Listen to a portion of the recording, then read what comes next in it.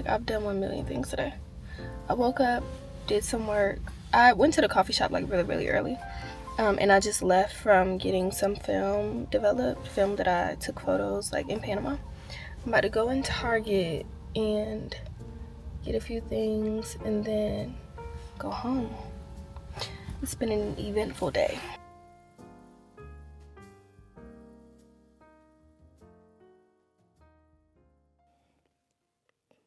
Okay. Hey. Wait. Time out. That was so funny. Wait. You can tell when somebody isn't used to recording for YouTube or recording like long form content because why would I say hey? No, that's hilarious. But yeah, I went to Charis one time last week and one time this week. Charis is a bookstore in Atlanta and it's a feminist bookstore, but they focus on like having books that are centered around marginalized people and identities. So yeah, I just went like for the first time and I'm not really sure why it took me so long to find it, but I want to show you all the books I got and kind of like talk through like my January book haul. You know, I feel like that could be cute. I'll start with what I've read so far and what I'm reading, and then I'll go into like what I want to read for January or like beyond because like there's no way I get through all of these for January, but starting off strong. This is the first book I read this year. I talked about it in my last video and I finished it because it's only like 100 something pages. It is called Build It and They Will Come. It's by Lantigua. And this was a really good book. Like I would give it 5 out of 5 stars. It's I think something that's really timely because I'm in my late 20s and I have been like many people just trying to be more intentional about being in community, showing up for community and cultivating my own. So this book is about that. And one thing that I really like about the book is beyond just talking about like what community is. At the end of each chapter, she has reflection questions that kind of just make you think like about the chapter. And that's helpful for me because I find that when I'm really into a book, I read through it really fast, almost to where like I kind of miss what the book is talking about. I know that sounds crazy, but I just get so like I get so excited that I miss key things or like I gloss over things. So, yeah, love her down. The next book that I read already in January already exists on the internet, but I was really captivated by the cover, so I wanted a physical copy. It is called A Few Rules for Predicting the Future by Miss Octavia Butler. I really like this book. It's kind of like it's written in the same way that it says. It's a conversation. She's like, I think doing an interview. And she just talks about like how she goes about predicting the future. Like not really predicting, but she talks about pattern recognition and just things that she's learned, I guess, along her way of being a Afrofuturism sci-fi writer. So yeah, I like this book. Speaking of Octavia Butler, I have 2 books from her, one of which I've already read and just wanted a physical copy. The other I'll read at some point this year. And that is Parable of the Sower and Parable of the Talents. I read Parable of the Sower last year, and it wasn't the first Octavia Butler book I read. The first book I read of hers was Kindred, which I loved. And then Parable of the Sower was next. And I love both of them. I think that Octavia Butler's ability to like build out worlds and complex characters is something that I really appreciate. Like I'm not going to get into like any spoilers, but if you haven't read Parable of the Sower, I would recommend it, especially considering recent events. Like it's just a book that it's just crazy. Like I don't know how to say it besides that.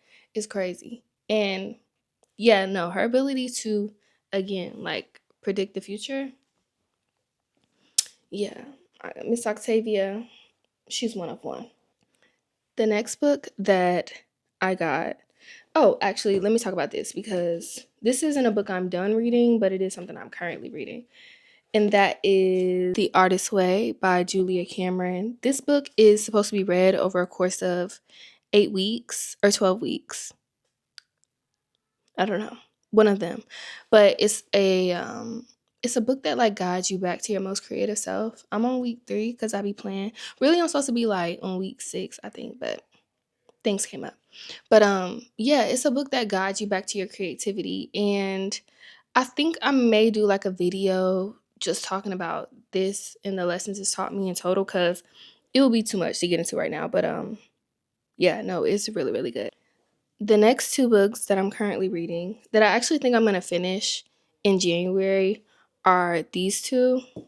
The first is Open Veins of Latin America by Eduardo Galeano. And I got this book because after reading Build It and They Will Come, I saw that Kat Lantigua had a book club. And I followed her before I read her book, and I always felt like she had really insightful things to say. So I subscribed on Substack, and I'm like on page 60 of this book, and it's really good. It is heavy, but I think when it comes to history, I think even though things can be hard to read, it's necessary to read, because it's like, okay, it's hard for me to read whatever, but the people who actually experienced it, I couldn't imagine like how they feel. So I feel like it's just a way to honor their legacy through reading their stories. And the book basically talks about colonialism and like the exploitation of Latin America starting from 1600. It, yeah, she's heavy. I'm not going, yeah. That's why I got this book before I let go.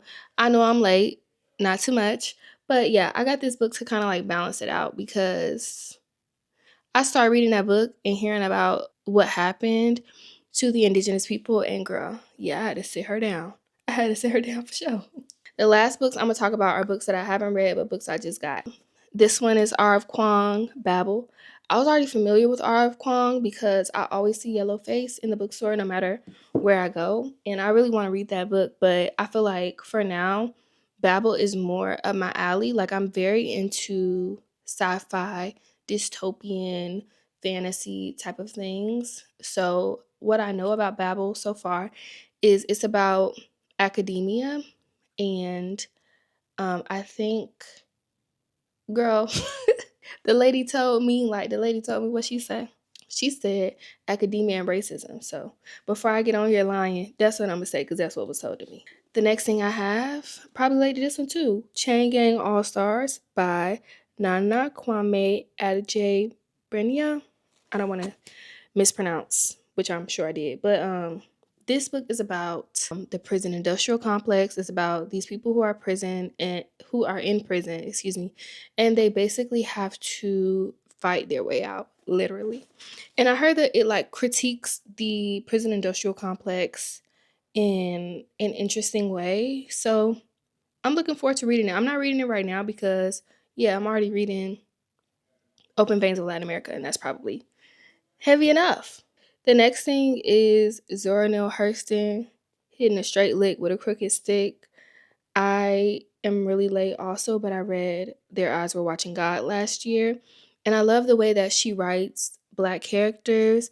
My family is Black American from the South, has been in the South for centuries. So I think like the complexity of Black Southern people, she just gets, and how she writes about us, her language. It's just, mm-hmm. So this book I think is like short stories. That may be incorrect, but I really like the cover. So, girl, this feel like this feels nuts. Like I didn't realize that I got this many books. You know what I'm saying? I think that I need to put myself on a like no book buying thing until like March, cuz there's no way. The next book I got is Some of Us Did Not Die by June Jordan. And I'm familiar with June Jordan because of her poetry. One of my favorite poems by hers is I Must Become a Menace to My Enemies. The thing that I know about June Jordan is that she get down, she don't play. Like, that's it, that's all. This is a book that I think is about like, it's like selected essays. It's similar to that of like a Sister Outsider by Audre Lorde, and um, The Source of Self-Regard by Toni Morrison. It's like a collection of their most famous work for you to kind of learn who they were as a person. I'm looking forward to reading this a lot. The last book that I actually got today. So like this is my first time even seeing it in person. It is The Art of Memory Collecting by Martina Calvi. The book is just so cute. Like this is my first time looking at it, like I said. But like this little page is so cute. And then it has like, oh, it says 15 creative projects to preserve memories and induce, oh, wait, hold on. And indulge your sentimental crafty side. We'll see if my sentimental crafty side gets indulged. But I just love cutesy stuff like this. Maybe this will put me in the mood to like journal more, but it just has like a lot of examples of like her journaling spreads.